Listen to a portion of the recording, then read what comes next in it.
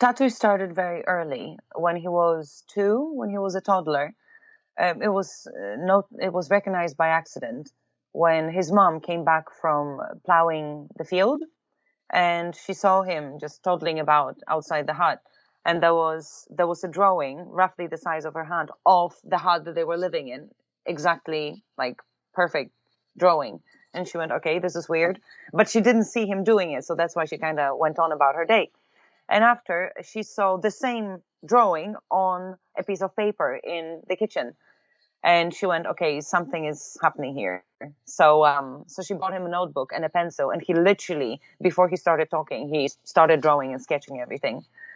And when he was maybe 4, 5, like he said that one of his first memories was when he overheard his mom and dad pointing at money on the kitchen table and saying, we need more of that. So that's when he already, from pencil, he moved to watercolors, and that's when he started forging money already then to help the parents.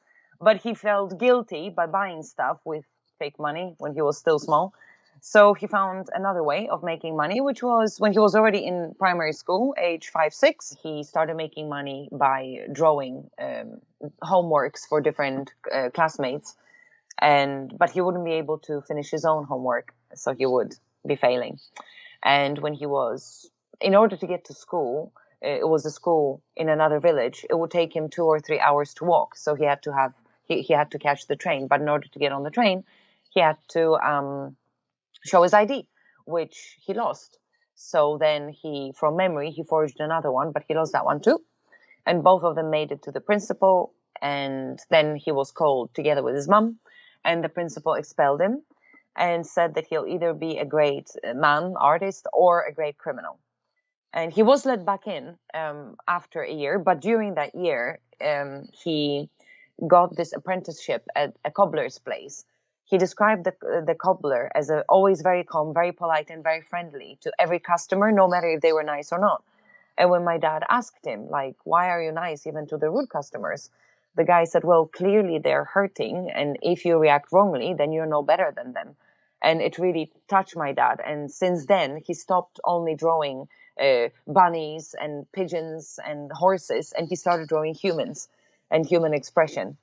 And he was very grateful for that gap year. And then he came back to school. So when he was 18, the World War II broke out, and he quickly joined the resistance.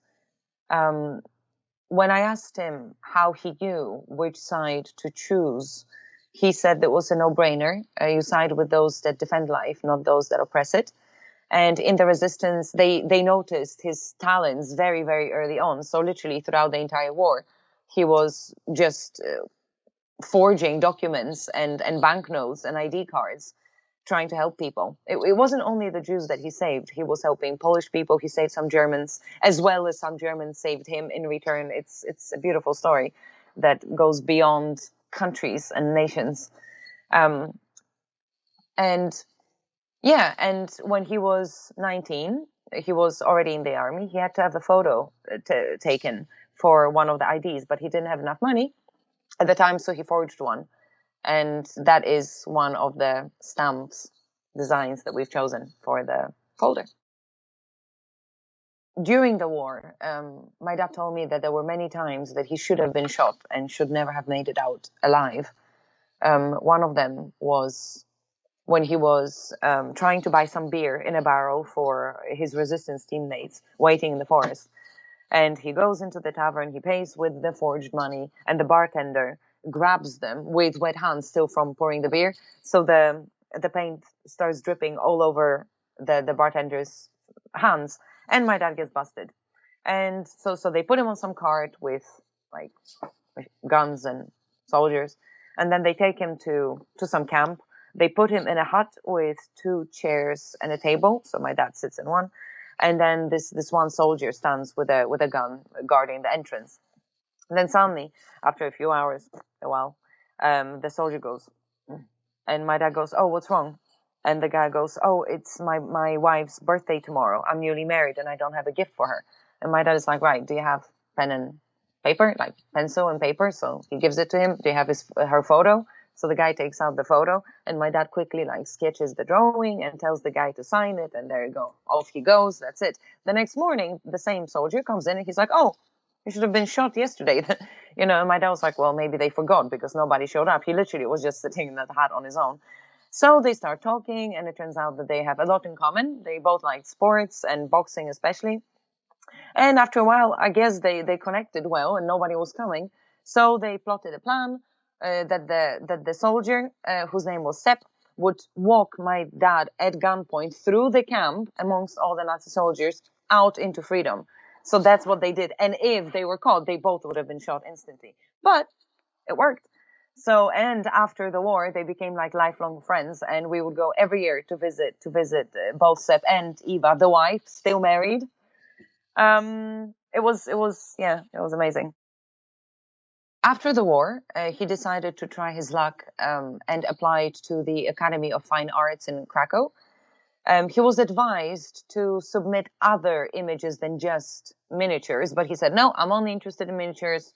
So he submitted those, and he got rejected for not being versatile enough. But there was a certain professor, Professor Homich, who saw the work, and he vouched for my dad and said, "Yeah, he better get in or else." So my dad got in, and that's how his actual journey with engraving started, because that's where he started learning about the craft of engraving. Before it was just drawing, sketches, watercolors, and pencils. So new chapter. And he really enjoyed it. He loved it. He loved studying the papers, the technique, the way you mix different chemicals, which way above my head, but still, he was very excited about it.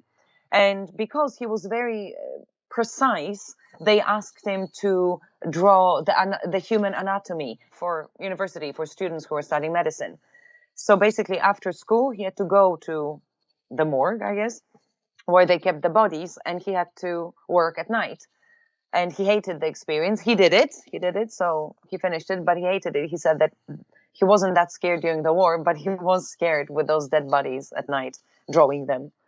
Yeah, but he did it. After he finished the anatomy books, he did his schoolwork, he did enjoy it, but he did feel disheartened.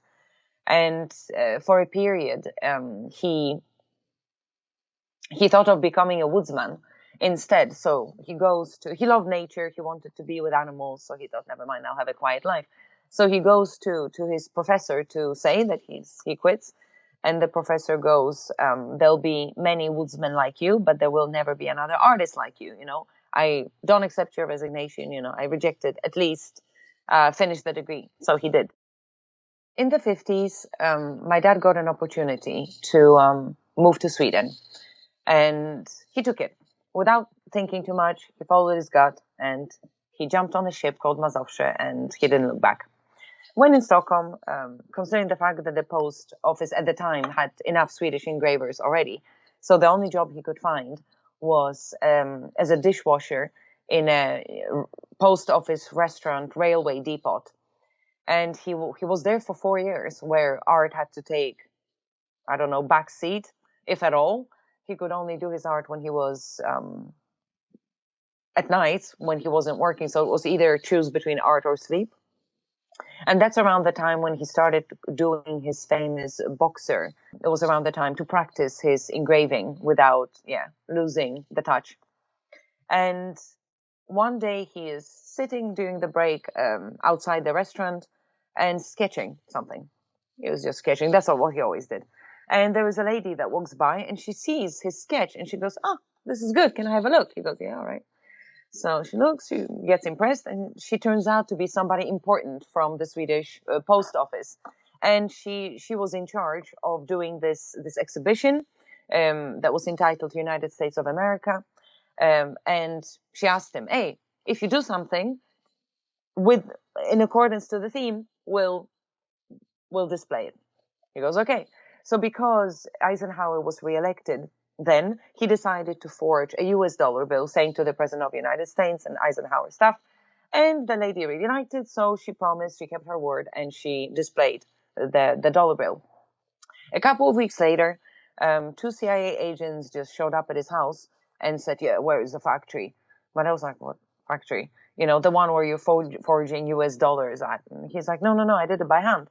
So they literally sat and took turns sleeping as he was sitting there doing another dollar bill. And some local paper apparently heard about it, so they took a snapshot of him wearing an apron, like doing the dishes, and the headline said, "The man who fooled CIA and Interpol," because the dollar bill made its rounds and then eventually ended up with the president. To me, he was like James Bond. He was my personal Mufasa. He was my Wikipedia, my guardian, my friend, my protector, the answers to everything. He literally was my world. And I'll always be grateful to my mom for choosing the best dad that I could, ever have. He taught me almost everything. He taught me how to put makeup on, for example. Fun fact. So I would be really bad at makeup when I was a teenager. And then one day I come home, he looks at me, he's like, doesn't say anything. I'm like, what? I had like blue and white eyeshadow. Not nice. And he just starts sketching my face, and then he paints this eyeliner, like a black eyeliner in watercolor, and that's what I wear like for the past many years. Same makeup. So people, because normally it's like the mom, that teaches you how to, and he did like all the shading and stuff. It was like, here, that's how you can. It was so much fun. We'd do 15-second sketches. So that's something that I would just suddenly put a what's called scarf on his head, and then he would need to start sketching things that I would tell him what to do. And he always knew how to draw without even looking at the paper. I never understood, but he said, I see it in my mind, so my hand just follows. So to him it was so easy. Story, like when I asked him, because he's met so many people, when I asked him who the most impressive person that he's ever met was, and I was very curious, I was excited, I was like, oh, which queen or actor or some celebrity he'll mention. And he goes, during the war, I'm like, right? He goes, in my village there was an old lady that was always positive. He said, when we had no food, at least there was water. When somebody new was killed, at least we had each other. And he said that if it wasn't for her optimism, he wouldn't have made it. And I was surprised, that was the person that he said was the most impressive out of all these people. But to him, celebrities and all these were just people. He was just my dad. I never understood, like, why do people go to see his show? Like one day he calls me from China and he's like, guess how many people came to visit me, to see your dad? And I'm like, I don't know, 100? And he goes, 150,000. And I thought, oh, okay. So that's when I realized that he was actually much more than just Tatush to me. The picture that is used in the news piece of me and my dad, him wearing the smoking, it was in Stockholm, and he was like, yeah, sure, I'll go. And he didn't expect, he thought I'll be sitting somewhere in the back, nothing interesting. But he was placed at the table with 3 European queens. I won't say which queens because of what's coming next in the story. But one of them, my dad was about to do a stamp of. So he had some kind of a napkin. He had his pen or pencil. He always carried something to draw with. And he started sketching the queen, just to see from angles so that he would know how to do the stamp. And during one of the intervals, her husband walks in, like comes up to my dad and goes, excuse me, are you flirting with my wife? And my dad was like, like he did not expect this kind of, high school thing to happen in that level. But he was like, no. He showed the images. No, it's a stamp. I'm the engraver. And the guy was like, oh, okay. But yeah, who would have thought that at a, dinner party, this kind of thing happens anyway? And I did ask him, I was like, oh, what did you guys eat? He was like, he didn't eat anything because he told me the menu. I remember turtle soup. That's when I remember that I was like, ugh.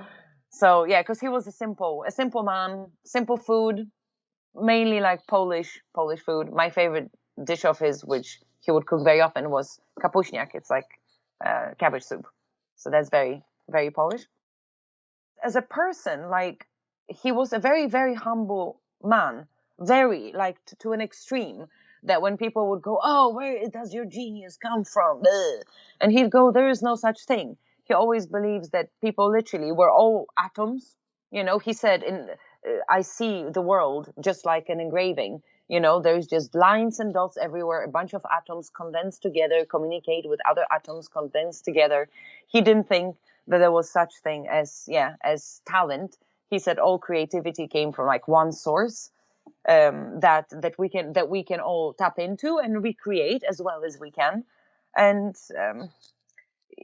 he had a very unique and philosophical way of being. When we would watch movies, for example, I loved superheroes since I was a kid. Superheroes, Optimus Prime, hi.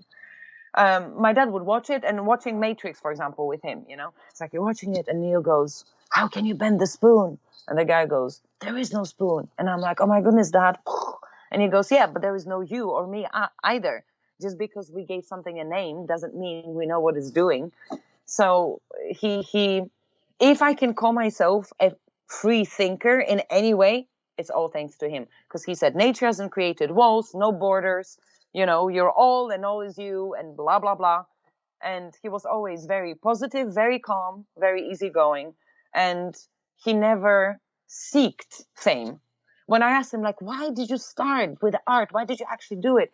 He said, because I found it horrible that, you had to pay a certain money in order to experience this beautiful artistic piece. He wanted art to be for everyone.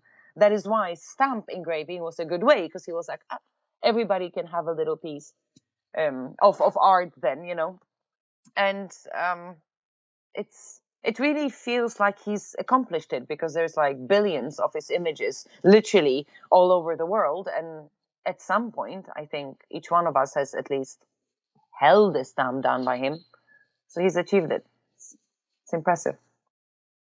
After the war, my dad would be using his forging skills for different things, such as movie tickets, theater tickets, sporting events tickets.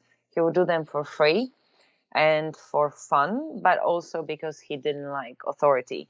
To him, literally, we were all equal. When somebody would start going, "Sir," or this or that, he was like, cringe. He didn't like it.